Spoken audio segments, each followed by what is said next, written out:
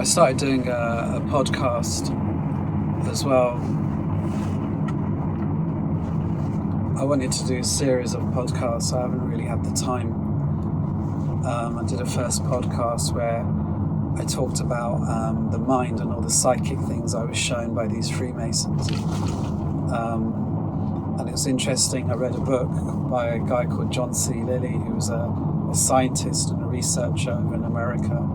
And he basically spent his whole life researching consciousness. So I read his book, which is really interesting. Well, most of it was interesting. And there was one part that stood out. And I put it in the first podcast I made, which was about the mind and the things that I was shown by these Freemasons, the psychic things that I was shown. And he did all these things with his mind. He used to go into a tank and basically cut off his senses. And then he was able to get in tune with his mind. And this tank was full of water. It was sensory deprivation tank or something like that. But it's designed to kind of lessen your senses. And that way you get more in tune with your mind and consciousness. And over time he was able to get into different states of consciousness. And it's quite interesting what he discovered. Because essentially that's really what you are. You are just consciousness. Everything is.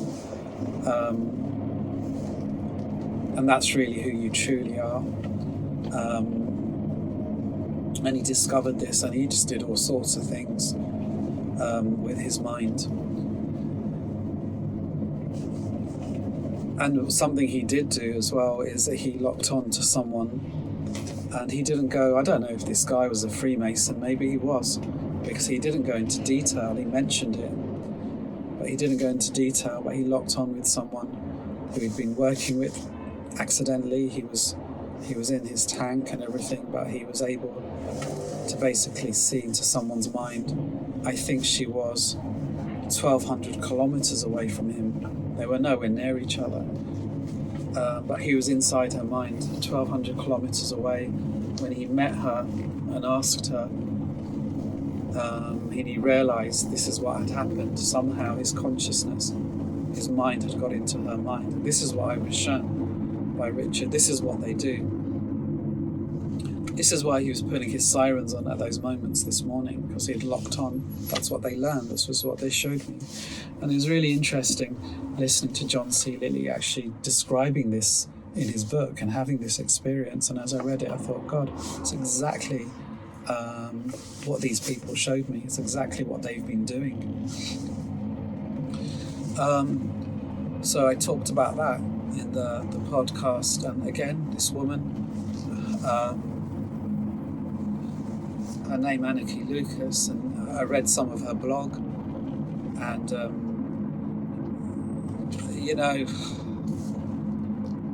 it's just you get tired. I mean, you just really get tired of this shit sometimes because it's so dark. It's so dark. What these people do to but anyway, she was saying she was taken by these people, some kind of cult, when she was a child. Don't know who they were, but they basically trained her mind. She had a very similar thing where they would put her into a tank, and again it was some kind of sensory deprivation tank. And there she would have to use her mind, and she learned how to get into people's mind, which is again what Richard showed me, what this gang showed me. It's again what they do. So I had two people describing this experience, which I had with these Freemasons. And I thought, wow, that's really interesting. And so I talked about that in the podcast as well, because you can do a lot. You can do so much.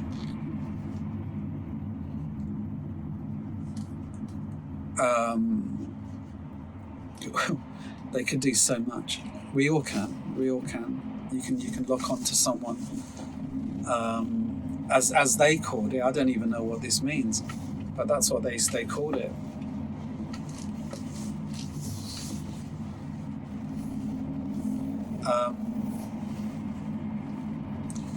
And you can get into someone's mind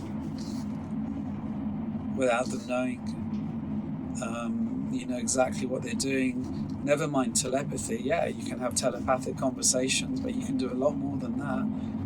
You can get into their mind. You can listen to their thoughts. You can see what they're...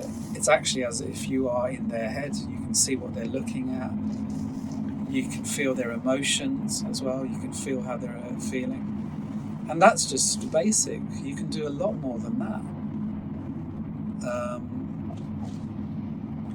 It pisses them off that I'm talking about this.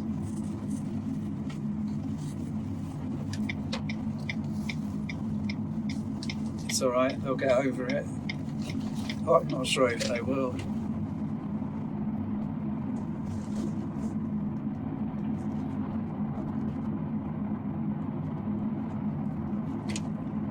Yeah, you can do a lot more. You can do a lot more than that.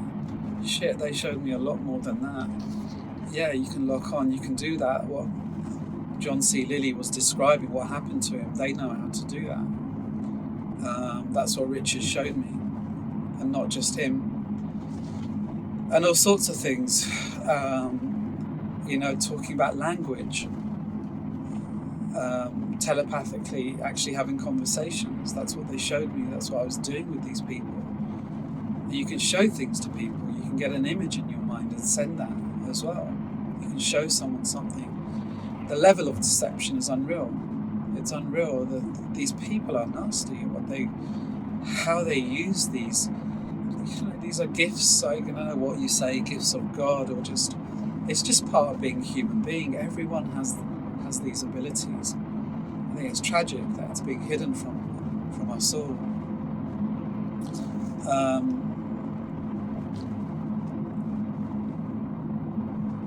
Yeah, there's just so much you can do, so much being hidden from us that you can do with the mind. And it's tragic that, you know, there's that saying, knowledge isn't pearls for swine.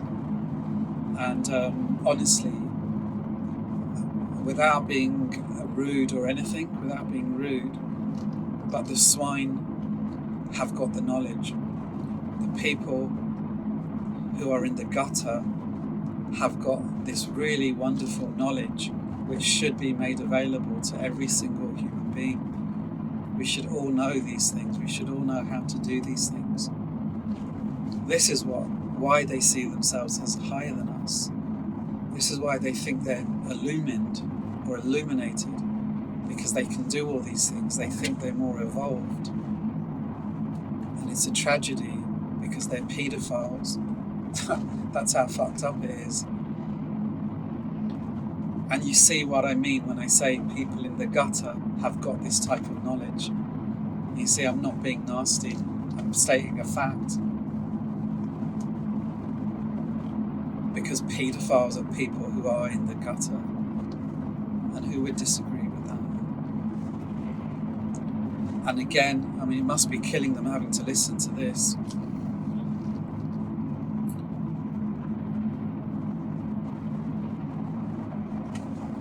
But that's the God's honest truth. And everything I've said in here, I haven't said.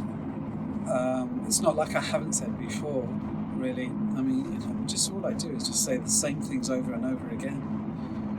And that tells you something. It should tell you something, really.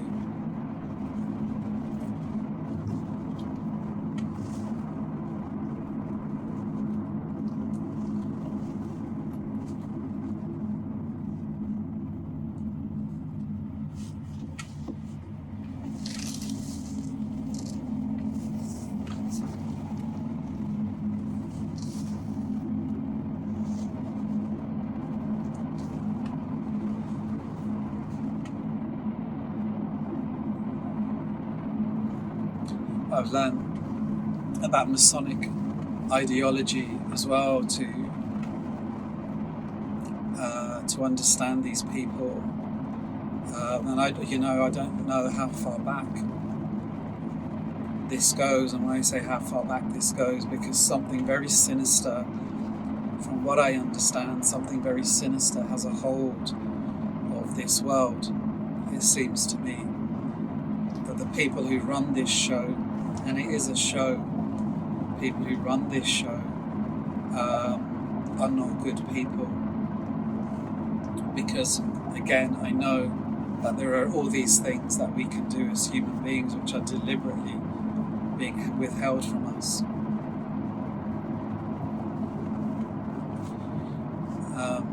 And like I say, these people who view themselves almost as a different species to us, it's almost like they view us, don't forget they call you profane. It's almost like they view you as cattle. You're expendable, whatever the word is.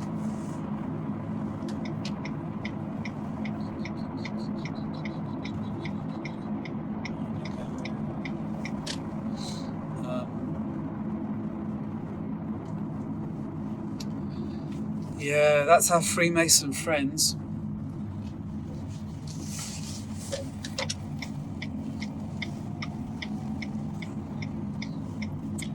MI5, apparently. And I have to keep writing in this book. I'm doing the biography of 2024.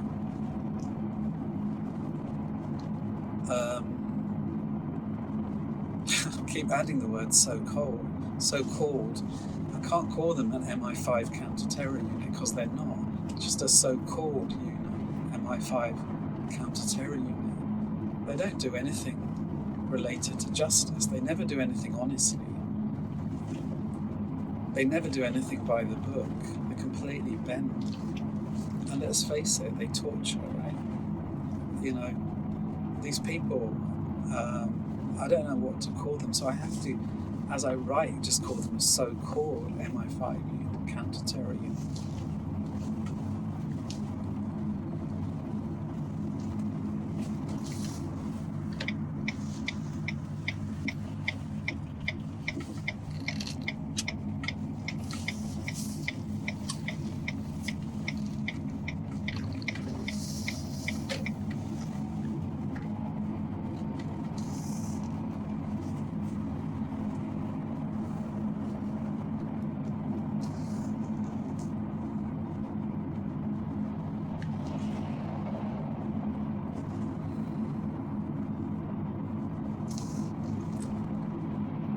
So back home, that's another day. So that's the first recording I've done in 2025, and really it could be any recording in 2024, couldn't it? And as I said, it's really just the same thing over and over again, just like their lives, the same thing over and over again, the same repetition, the same torture methods, just over and over again.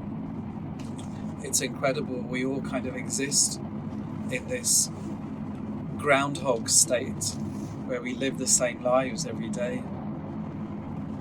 The only difference, I think, at least I do make a difference to people's lives. So I go to work and I work with students, and the students I work with, at least they're I think I make a positive contribution and make a difference to someone's life. I don't really know what these people do. I don't know what kind of contribution they make. I don't know how they make the world a better place.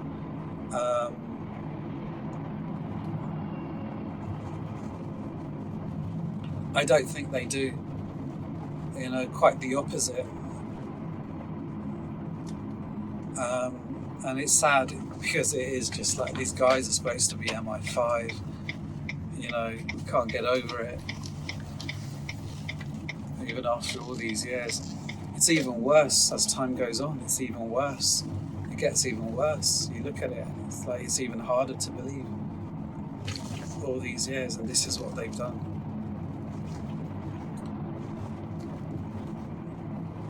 But as I said, look at things philosophically.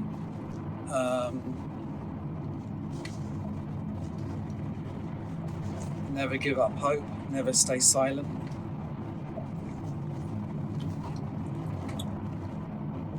Just keep going, keep writing.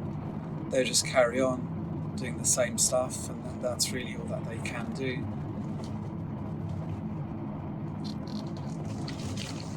And there were times actually I felt sorry for Cockney Richard and his gang. There were times actually I felt sorry for them, and looking at them and thinking, shit, you must be really scared. I've read the oaths. I can't imagine what your club are going to do to you.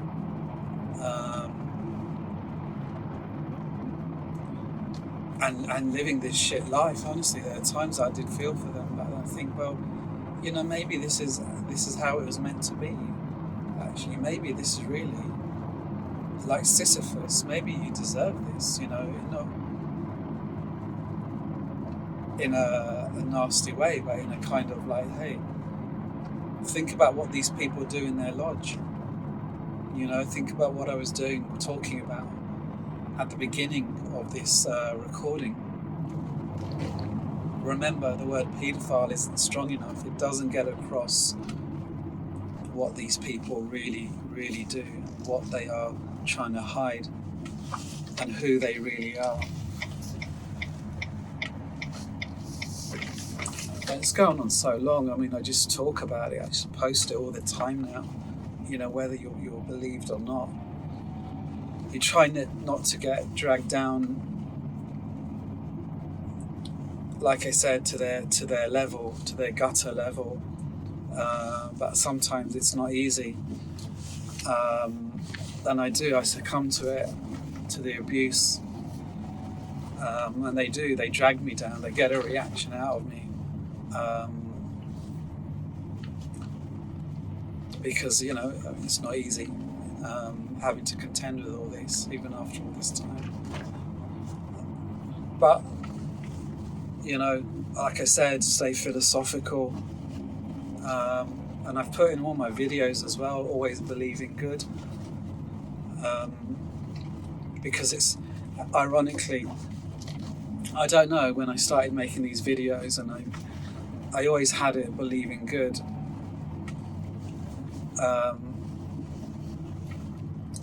And as it is, I think these are the people who believe in evil. And good and evil are opposites, aren't they? I always say believe in good, but these people are actual opposites.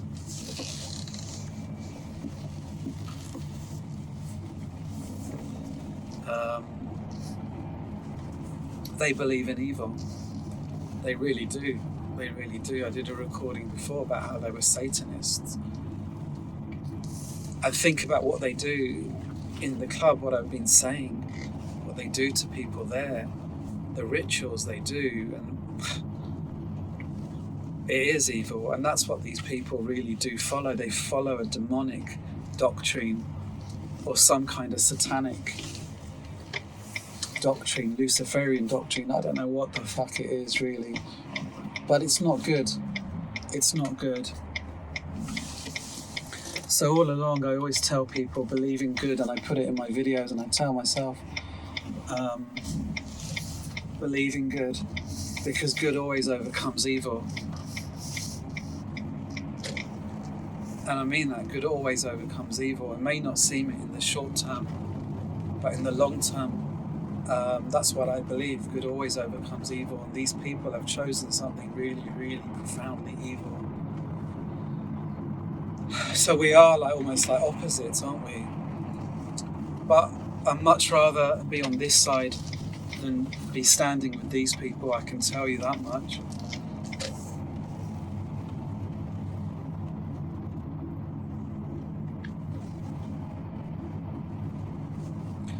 And again, I could have joined them.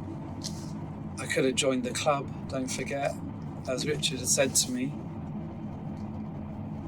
when he was showing me his voodoo one night. Should have joined the club. His exact words, should have joined the club.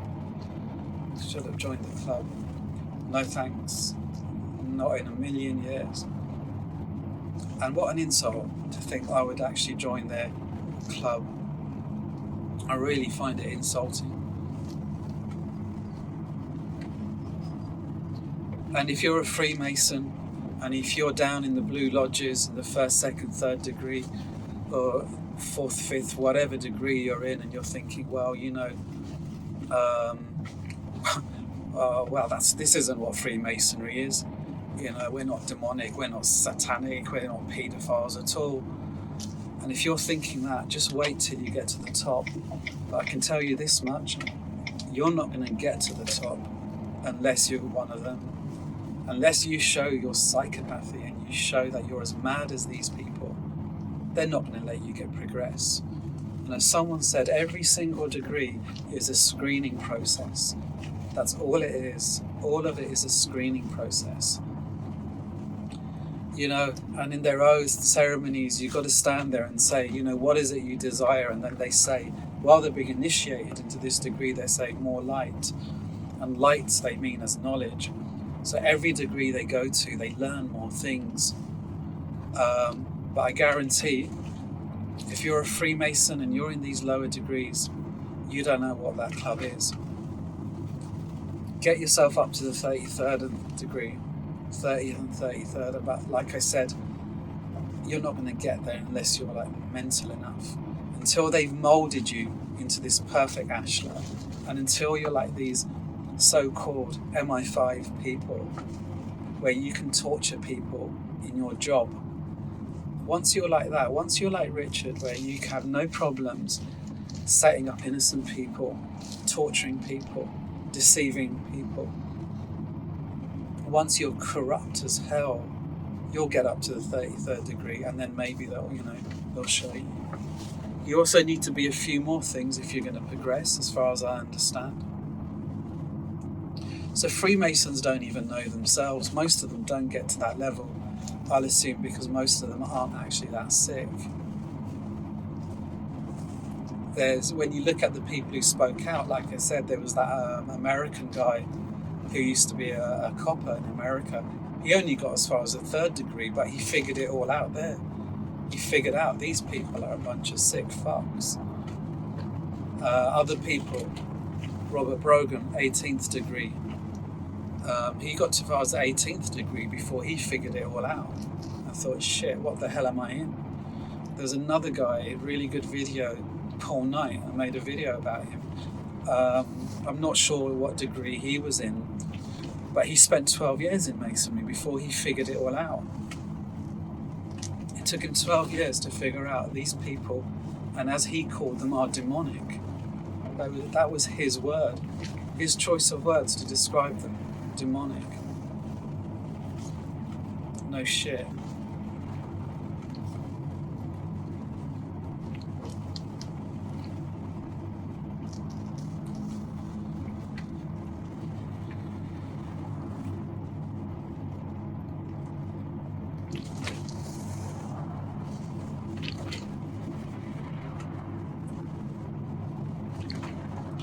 So back home. So that's it. That was the first recording of 2025. It's an hour-long recording. I don't know how much of this I'll put up, but I'll put something up because, as I said, it's never good to remain silent. It's never good to remain silent. That's what these people want more than anything. They want your silence. They don't want people to hear your voice. They don't want people to hear what you have to say. And I've learned now I should have spoken much sooner. But hey, you can kind of understand why I didn't, considering I was scared for my life.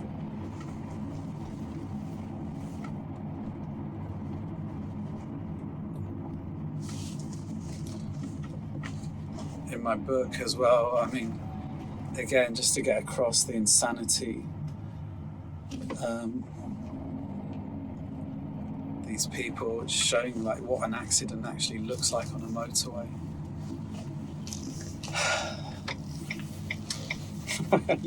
This guy, he's gone. He's completely gone. It's this Freemason, this Cockney Freemason. He's totally gone. He is at that point of no return. It doesn't. Nothing bothers him. And a picture all these like horrific pictures of car crashes which I'm publishing. Like here they are on a motorway, and then the next picture, this is what a crash looks like on a motorway at 40 miles an hour. And then the next day he comes and starts driving on a motorway, and it's like, the guy is just beyond help. They're beyond help. By the time you get to that level in Freemasonry, you're like, if the guy said, you are just gone. These people, that's how I see it. Nothing will alter. They've been so brainwashed by their club.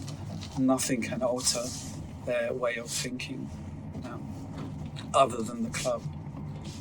And I tell you that, Masonry has this slogan. Masonry has this slogan or some bullshit where it says making good men better.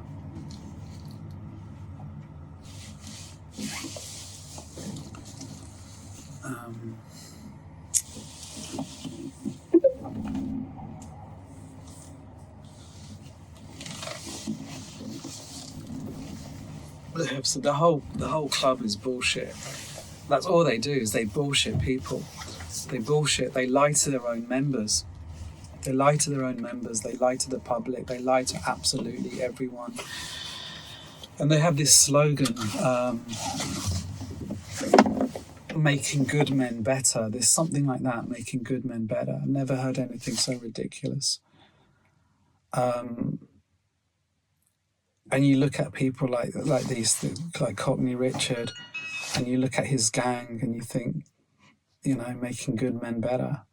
It's taking human beings, it's taking good people, human beings, and turning them into something, turning them into animals, into something demonic and something really, really sinister. And I think most of it is beyond human comprehension, and it's beyond my comprehension. All of these things they do are beyond my comprehension.